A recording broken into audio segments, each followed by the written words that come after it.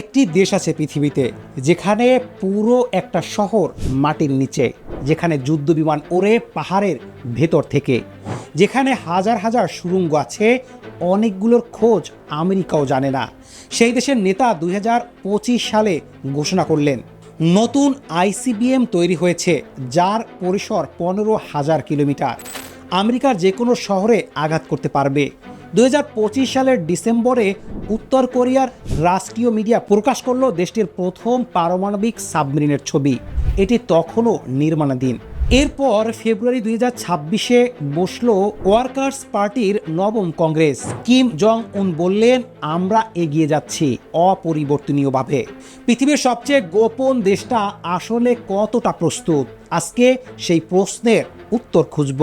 তো চলুন শুরু করা যাক। আজকে আমরা জানবো কিম জং উনের মাটির নিচের গোপন জগৎ কেমন, নতুন আইসিবিএম হ্যাংসং 20 কতটা ভয়ঙ্কর, পারমাণবিক সাবমেরিনের স্বপ্ন কত দূরে গিয়েছে, উত্তর কোরিয়ার সৈন্যরা ইউক্রেনে যুদ্ধ করে কি পেল, রাশিয়া চীনের সাথে এই অদ্ভুত জোট কোথায় যাচ্ছে, আর সবশেষে কিম জং উন কি সত্যি যুদ্ধ চান নাকি এটা শুধু দর কষাকষির অস্ত্র। কিন্তু আগে একটু ইতিহাসে যাই। উত্তর কোরিয়া একটা দেশ যার জন্ম হয়েছিল যুদ্ধ থেকে। 1950 থেকে 53 সালে কোরিয়ান যুদ্ধে আমেরিকার বিমান হামলায় উত্তর কোরিয়ার প্রায় প্রতিটি বড় শহর ধ্বংস হয়ে গেছিল। সেই অভিজ্ঞতা থেকেই জন্ম হয়েছে কিম পরিবারের একটাই দর্শন, মাটির নিচে যাও, লুকাও, টিকে থাকো। কিম জং উন এর একটি বিশেষ সামরিক ইঞ্জিনিয়ারিং ইউনিট তৈরি করে দশকের পর দশক ধরে ভূগর্ভস্থ নির্মাণ প্রকল্প চালিয়ে গেছেন। ফলে উত্তর কোরিয়া সম্ভবত বিশ্বের সবচেয়ে উন্নত সুড়ঙ্গ খননের সক্ষমতা অর্জন করেছে। পৃথিবীর মানচিত্রে উত্তর কোরিয়াকে দেখলে মনে হবে ছোট্ট একটা দেশ, কিন্তু মাটির নিচে তাকালে চিত্র সম্পূর্ণ আলাদা। দক্ষিণ কোরিয়ার সেনাবাহিনীর গ্রাউন্ড অপারেশনস কমান্ডের গোয়েন্দা তথ্য অনুযায়ী পিয়ংইয়ং এবং অন্যান্য কৌশলগত স্থানে হাজার হাজার সুড়ঙ্গ খোদাই করা হয়েছে। এগুলো যুদ্ধকালীন পরিস্থিতিতে কিম জং উন ও শীর্ষ কর্মকর্তাদের গোপন আশ্রয়স্থল হিসেবে কাজ করবে। পিয়ংইয়ং এর সাবওয়ে সিস্টেম দেখতে সাধারণ গণপরিবহন, কিন্তু এটা তৈরি হয়েছে শক্ত পাথরের মধ্য দিয়ে, 80 থেকে 100 মিটার গভীরে, পারমাণবিক হামলাতেও বেঁচে থাকার মতো। সামরিক স্থাপনার কথায় আসা যাক। উত্তর কোরিয়ার 3টি ভূগর্ভস্থ বায়ুসেনা ঘাঁটি আছে, ওনসান, জাংজিন ও অনচুনে। ওনসানের ঘাঁটিতে একটি রানওয়ে আছে পাহাড়ের ভেতর দিয়ে, দৈর্ঘ্য প্রায় 1800 মিটার। যুদ্ধ শুরু হলে বিমানগুলো সাধারণ ঘাঁটি থেকে উড়বে, কিন্তু ফিরবে এই গোপন পাহাড়ি ঘাঁটিতে। শত্রুর মিসাইল সাধারণ ঘাঁটি ধ্বংস করবে, কিন্তু বিমান থাকবে অক্ষত। ক্ষেপণাস্ত্র সংরক্ষণের ক্ষেত্রে সিনপুং ডং ঘাঁটি চীনা সীমান্ত থেকে মাত্র 27 কিলোমিটার দূরে। হোয়াংজু নি ঘাঁটিতে 2টি ভূগর্ভস্থ সঞ্চয় স্থান এবং 2টি সুরক্ষিত চেকপয়েন্ট বাংকার আছে। ইয়ংজো রি ঘাঁটিতে 12টি ভূগর্ভস্থ সুড়ঙ্গ, 6টি ক্ষেপণাস্ত্র সংরক্ষণে, বাকি 6টি কর্মী ও নেতৃত্বের জন্য। ডিমিলিটারাইজড জোনের উত্তরে শত শত আর্টিলারি গুহা আছে পাহাড়ের পাশে সুড়ঙ্গ করে। এগুলোকে বলা হয় হার্ডনেট আর্টিলারি সাইটস বা HARTS।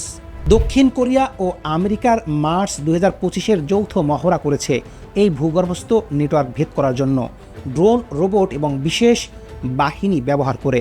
এই মহড়ার প্রয়োজনীয়তাও প্রমাণ করে সমস্যাটা কতটা গুরুতর। এবার আসি অস্ত্রের কথায়। কিম জং উন 2021 সালে 5 বছরের পরিকল্পনা ঘোষণা করেছিলেন। 13টি নতুন পারমাণবিক ক্ষেপণাস্ত্র সিস্টেম তৈরি করবেন। 2026 সালে এসে হিসাব করলে প্রায় সব প্রতিশ্রুতি রেখেছেন। অক্টোবর 2025-এ প্রকাশিত হ্যাংসং 20 হলো উত্তর কোরিয়ার সর্বশেষ শক্তিশালী আইসিবিএম।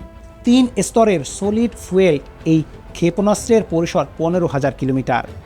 MIRV অর্থাৎ একই সাথে একাধিক ওয়ারহেড বহনের সক্ষমতা সম্পন্ন। সলিড ফুয়েল কেন গুরুত্বপূর্ণ? তরল জ্বালানির মিসাইল লঞ্চ করতে ঘন্টার পর ঘন্টা প্রস্তুতি লাগে। এই সময়ের স্যাটেলাইটে ধরা পড়ে যায়। সলিড ফুয়েল মিসাইল মিনিটের মধ্যে লঞ্চ করা যায়, আগে থেকে সতর্ক হওয়ার সুযোগ থাকে না। কংগ্রেশনাল রিসার্চ সার্ভিসের রিপোর্ট বলছে উত্তর কোরিয়ায় 50টির বেশি আইসিবিএম 2035 সালের মধ্যে মোতায়েন করতে পারে। 2025 সালে হ্যাংসং 168B IRBM ও হাইপারসনিক গ্লাইড ভেহিকেল পরীক্ষা করা হয়েছে। পারমাণবিক ওয়ারহেডের সংখ্যা অসরকারি বিশেষজ্ঞরা অনুমান করেছেন উত্তর কোরিয়ায় 90টি পর্যন্ত ওয়ারহেড তৈরির মতো বিভাজ্য উপাদান মজুদ রয়েছে। ব্লুমবার্গের বিশ্লেষণ বলছে হংসাং 15, 17, 18 ও 19 একসাথে মোতায়েন করলে তা আমেরিকার ভূমিভিত্তিক মিড কোর্স মিসাইল প্রতিরক্ষা ব্যবস্থাকে অভিভূত করে দেওয়ার মতো পরিমাণে পৌঁছেছে। যে ব্যবস্থা তৈরিতে আমেরিকার খরচ হয়েছে $65 বিলিয়ন। আর পারমাণবিক সাবমেরিন, ডিসেম্বর 2025-এ রাষ্ট্রীয় মিডিয়া নির্মাণাধীন পারমাণবিক সাবমেরিনের প্রথম ছবি প্রকাশ করেছে। এটি সম্পূর্ণ হলে উত্তর কোরিয়ায় দ্বিতীয় স্তরের পারমাণবিক প্রতিরোধ সম্পূর্ণ হবে। স্থল, আকাশ, সমুদ্র 3 দিক থেকে পারমাণবিক হামলার সক্ষমতা অর্জন করেছে। ইউক্রেন যুদ্ধ থেকে কী পেল কিম? এখানেই আসে সবচেয়ে অপ্রত্যাশিত অধ্যায়। উত্তর কোরিয়ার সৈন্যরা ইউরোপের মাটিতে যুদ্ধ করছে। ফেব্রুয়ারি 2026 পর্যন্ত প্রায় 15,000 উত্তর কোরিয়ান সৈন্য ইউক্রেনে যুদ্ধের রাশিয়ার পক্ষে লড়ছেন। কয়েকশো নিহত হয়েছে, হাজার হাজার আহত। কিম নতুন বছরের বার্তায় এই সৈন্যদের বিদেশের মাটিতে অপরিচিত জায়গায় লড়াই করার প্রশংসা করছেন। তার ভাষায় এটি রাশিয়ার জন্য ভ্রাতৃত্বের নিদর্শন। কিন্তু বাস্তবতা হলো এই যুদ্ধ কিমের জন্য একটি অমূল্য পরীক্ষাগার। প্রথমবারের মতো উত্তর কোরিয়ার সৈন্যরা আধুনিক যুদ্ধের অভিজ্ঞতা নিচ্ছে। ড্রোন যুদ্ধ, ইলেকট্রনিক যুদ্ধ, আধুনিক আর্টিলারি। কোরিয়ান পেনিনসুলায় কখনো যুদ্ধ হলে এই অভিজ্ঞতা কাজে আসবে। বিনিময়ে রাশিয়া কি দিচ্ছে?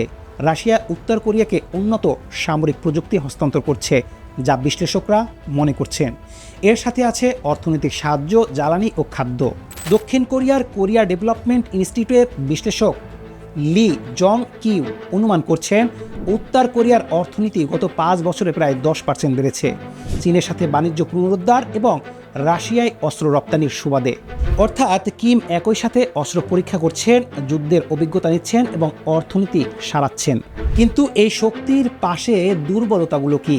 সবচেয়ে বড় দুর্বলতা অর্থনীতি। এখনও উত্তর কোরিয়ার মানুষ ক্ষুধায় ভোগে। খাদ্য নিরাপত্তা নেই, বিদেশি মুদ্রা নেই, প্রযুক্তি আমদানিতে আন্তর্জাতিক নিষেধাজ্ঞা। দ্বিতীয়ত দুর্বলতা, প্রচলিত সামরিক সরঞ্জামের মান। উত্তর কোরিয়ার বেশিরভাগ ট্যাঙ্ক ও যুদ্ধবিমান 1960 থেকে 70-এর দশকের সোভিয়েত ডিজাইন, প্রযুক্তিগতভাবে অনেক পেছনে। তৃতীয় দুর্বলতা, ফেব্রুয়ারি 2026-এ নবম পার্টি কংগ্রেসে উত্তর কোরিয়া অ্যান্টি স্যাটেলাইট অস্ত্র SLBM ও অ্যাটাক ড্রোন উন্নয়নের কথা বললেও এগুলো এখনও প্রাথমিক পর্যায়ে। চতুর্থত, দক্ষিণ কোরিয়া পাল্টা প্রস্তুতি নিচ্ছে। দক্ষিণ কোরিয়ার হাইউনমো 5 মনস্টার মিসাইল তৈরি করেছে, যা উত্তর কোরিয়ার ভূগর্ভস্থ কমান্ড বাংকার ধ্বংস করার জন্য বিশেষভাবে ডিজাইন করা হয়েছে। উত্তর কোরিয়ার বিষয়টা বাংলাদেশের জন্য কেন প্রাসঙ্গিক? কারণ এই উত্তেজনার ঢেউ পুরো ইন্দো প্যাসিফিকে ছড়িয়ে পড়েছে। উত্তর কোরিয়া যদি যুদ্ধ শুরু করে, জাপান, দক্ষিণ কোরিয়া, আমেরিকা সরাসরি জড়িয়ে পড়বে। চীন পড়বে কঠিন পরিস্থিতিতে। পুরো বৈশ্বিক সরবরাহ শৃঙ্খল ভেঙে পড়বে। বাংলাদেশের রপ্তানি বাজার, জ্বালানি আমদানি, জাহাজ চলাচল সব কিছুতে প্রভাব পড়বে। আর উত্তর কোরিয়ার ক্ষেপণাস্ত্র ও পারমাণবিক প্রযুক্তির বিস্তারের ঝুঁকিও আছে। উত্তর কোরিয়া রাশিয়াকে অস্ত্র রপ্তানি করছে। এই নজির তৈরি হলে অন্য দেশেও রপ্তানির পথ খুলে যেতে পারে। এখন সবচেয়ে কঠিন প্রশ্নে আসি, কিম জং উন কি সত্যি যুদ্ধ চান? বিশেষজ্ঞরা প্রায় একমত না। দ্য ডিপ্লোম্যাটের বিশ্লেষণ বলছে কিম রেকলেস প্রচলিত সামরিক উস্কানিতে যাওয়ার সম্ভাবনা কম। তার কৌশল হলো পারমাণবিক শক্তিকে অপরিবর্তনীয় করে তোলা, তারপর সেই শক্তির ভিত্তিতে কূটনৈতিক দর কষাকষি করা।